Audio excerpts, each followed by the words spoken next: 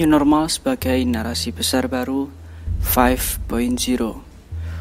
Kalau kita bicara tentang new normal, memang masa-masa sekarang terjadi perubahan besar-besaran yang diakibatkan oleh pandemi virus corona, novel coronavirus 2019. Dan sebelum saya akan berbicara tentang bagaimana dampak terhadap kehidupan, apakah memang benar new normal ini sebagai narasi besar baru, maka kita harus mengetahui sejarahnya, bagaimana masing-masing generasi di umat manusia mempengaruhi perilaku dan cara hidup mereka. Kalau kita tahu istilah 4.0 sebelum pandemi ini, kita akan runtut lagi mulai dari revolusi industri 1.0 itu sekitar 1750 sampai 1850. Saat itu terjadi perubahan besar-besaran karena revolusi generasi 1.0 itu ketika tenaga manusia dan hewan digantikan kemunculan mesin ini uap yang kemudian merevolusi cara bekerja manusia, yang kemudian mengubah perekonomian juga, dan dilanjut dengan revolusi industri 2.0.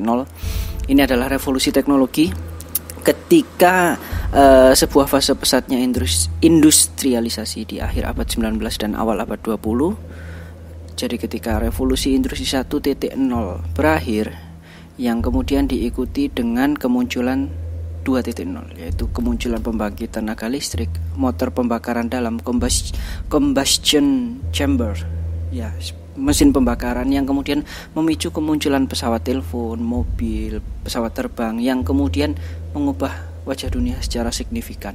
Pergerakan manusia semakin cepat dan bagaimana cara hidup manusia akhirnya juga berubah.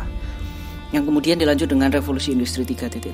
Proses revolusi industri ini dimulai dengan kemunculannya komputer, yang kemudian akhirnya merembet kepada revolusi digital. Waktu dan ruang tidak lagi berjarak. Revolusi ini ditambahi dengan adanya internet. Setelah itu mengubah pola relasi dan komunikasi. Bayangkan ketika kalian menggunakan pesawat telepon lalu berubah dengan chat atau dengan handphone, yang kalian mungkin anak zaman sekarang gak pernah merasakan yang namanya pesawat telepon dengan koin atau SMS. Mungkin mereka belum bisa mengetahui rasanya SMS seharga Rp350 lalu mendapatkan bonus, ya, dan seperti itu. Selanjutnya adalah revolusi industri generasi 4.0 beberapa tahun yang lalu sampai akhir tahun kemarin. Banyak sekali orang-orang yang membicarakan 4.0, 4.0 itu adalah ketika manusia menemukan pola baru, ketika disruptif teknologi hadir begitu cepat dan kemudian mengancam banyak perusahaan-perusahaan besar, karena yang dibutuhkan ketika era 4.0 disruptif adalah kelincahan, kecepatan untuk berubah, karena ini serba tidak menentu.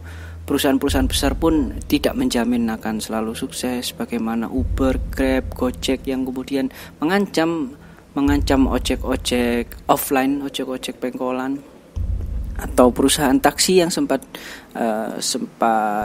demo karena mereka merasa terancam secara persaingan ekonomi.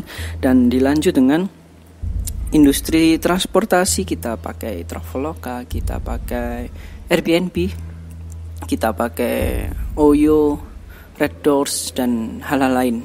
Dan juga bagaimana perilaku kita memesan makanan, uang digital, ya, itu adalah era industri generasi 4.0. Dan kalian pasti tahu di era 4.0, 3.0 masing-masing memiliki cara hidup sosial, fenomena-fenomena, komunitas-komunitas, gerakan-gerakan, dan cara berbahasa, istilah-istilah yang mewakili era masing-masing. Pertanyaan yang sekarang perlu dipikirkan oleh semua orang, apakah pandemi menjadi narasi besar baru yang akan mempengaruhi kehidupan masyarakat dunia?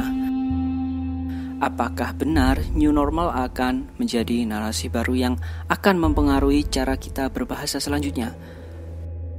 Karena kalau kita lihat sekarang hanya dalam waktu 3 atau 4 bulan, istilah-istilah baru sudah mulai bermunculan seperti pandemi, new normal, lockdown, physical distancing, social distancing, work from home, study from home, karantina, covidio, coronavirus, rapid test, swab test, PSBB, herd immunity, Zoom party, Zoom bombing, coronavirus, dan istilah-istilah lain yang besar kemungkinan akan muncul mengikuti gaya hidup manusia, serta bagaimana nanti umat manusia hidup selanjutnya dalam kenyataannya dipaksa untuk berubah dan beradaptasi dengan masa pandemi ini.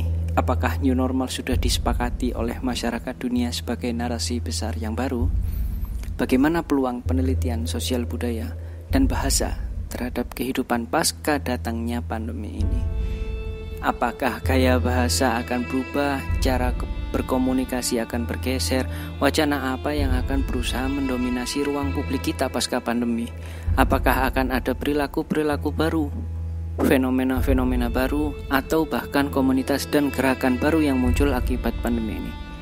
Dalam video selanjutnya akan saya bahas bagaimana peluang-peluang penelitian lingkup bahasa, sosial, dan budaya yang mungkin akan bermanfaat bagi mahasiswa, bagi pengajar, bagi akademisi yang ingin melakukan penelitian dalam menyikapi atau melihat fenomena masyarakat kehidupan dunia kita saat ini.